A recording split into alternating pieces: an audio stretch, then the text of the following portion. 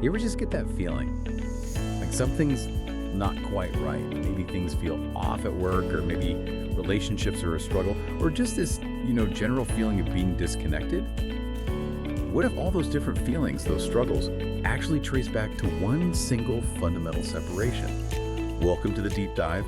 We're here to get you informed, quickly, maybe share a surprising fact or two, and hopefully keep you listening. Today, we are diving deep into some really profound ideas from Pastor Terence Sobers, specifically his work, The Consequences of Separation, Disconnected from God. And we're looking closely at the story in Genesis chapter 3, verses 6 to 21. Yeah, and what we're doing today is exploring how this particular viewpoint sees that disconnection, that separation from God, as the actual root cause of, well, a lot of human challenges, and maybe more importantly, what paths are offered to get back, to reconnect.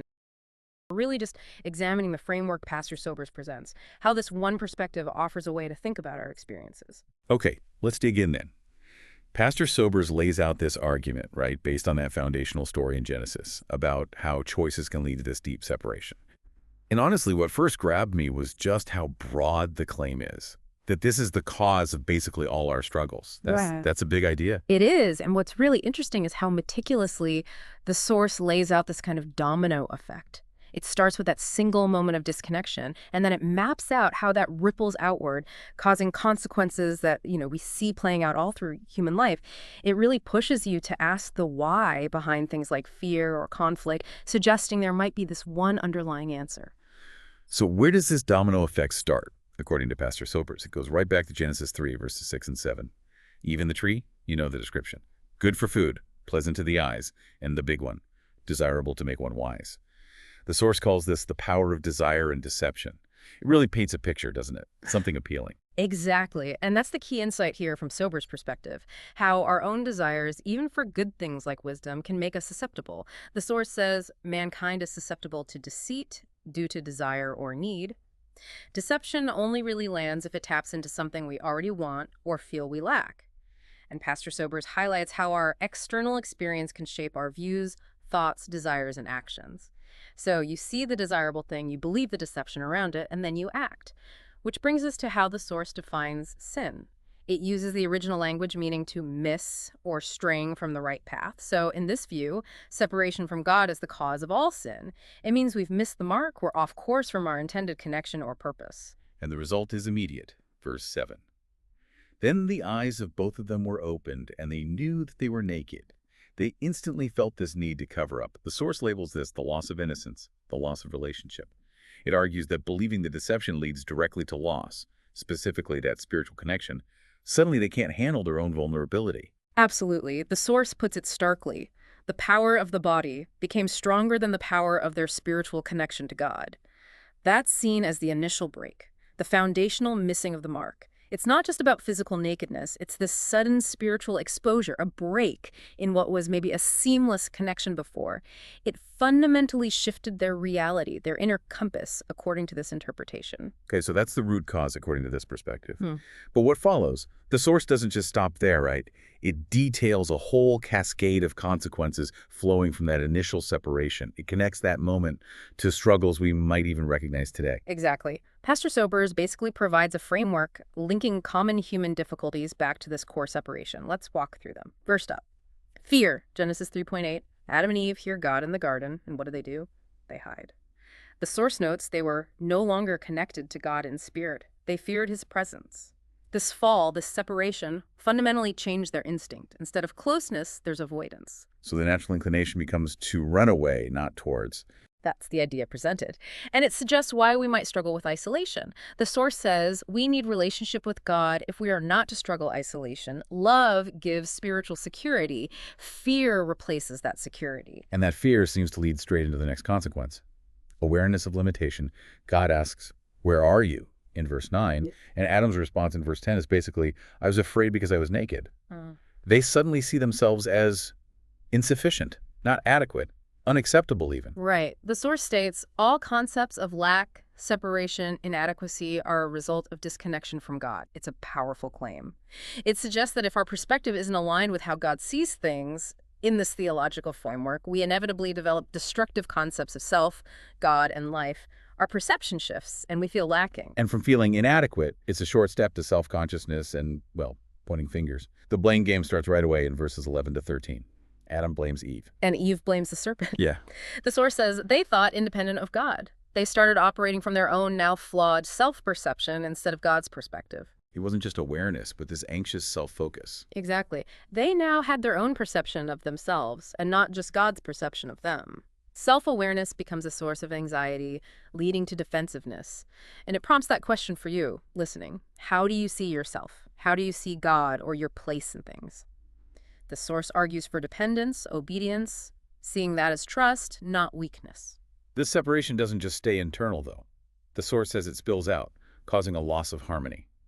We see that in verses 14 and 15 with the curse on the serpent and the promise of enmity, conflict, entering creation itself. Right. It signifies enmity and strife between living things. The idea is that the divine order and balance is disrupted.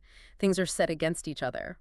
And the solution offered is to embrace God's concept of harmony, striving for unity, alignment, cooperation instead of inherent conflict. And from that disrupted harmony, the source connects it to pain and suffering.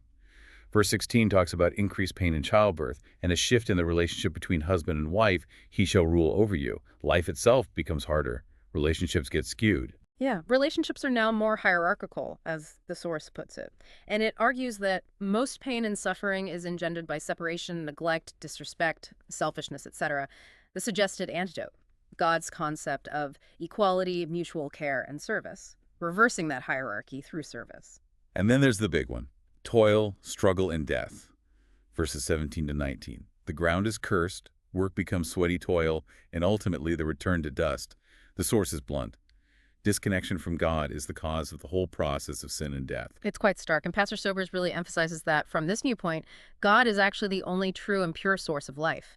So when we're disconnected, we seek life or provision elsewhere, leading to greed, strife, despair, because we're looking to others or circumstances as your source instead of what's presented as the ultimate source.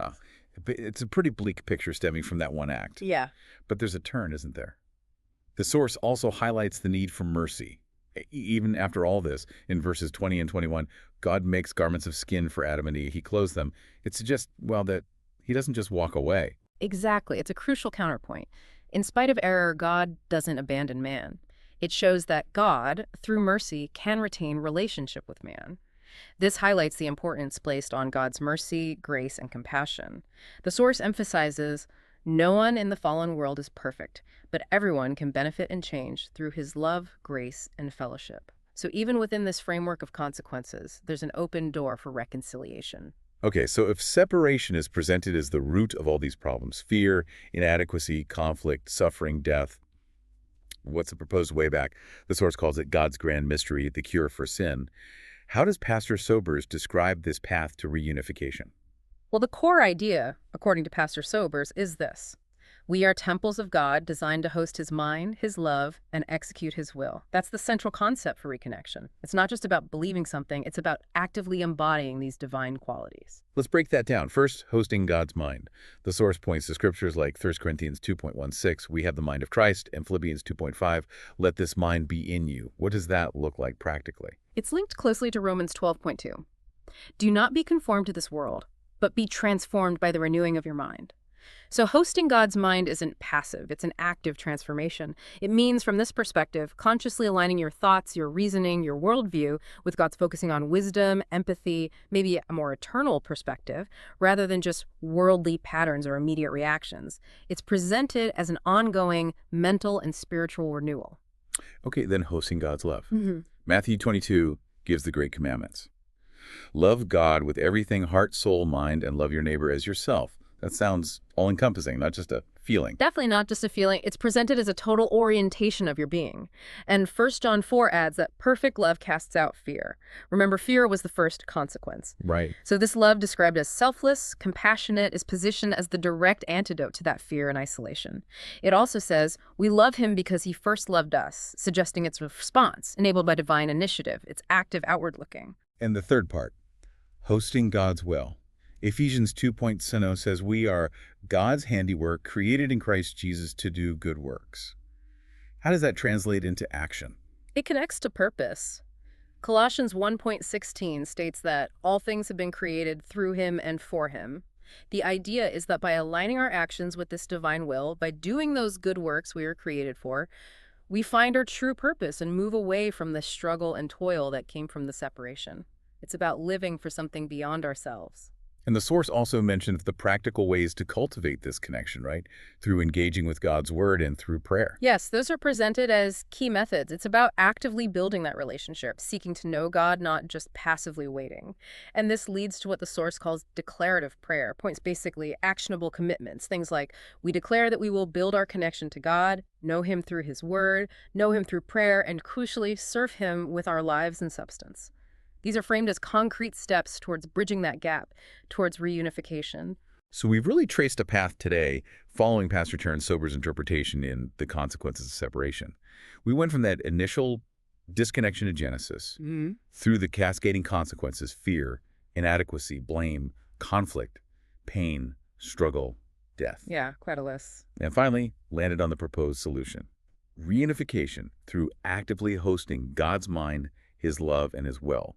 It provides a specific theological lens for understanding human challenges. And hopefully for you listening, the aha moments came in seeing how this one framework attempts to connect so many different, often difficult human experiences back to a single root cause, whether it's fear or feeling not good enough or finding yourself in conflict. Pastor Sobers offers this explanation that it all stems from that initial separation. Which does leave us with a question to ponder, doesn't it?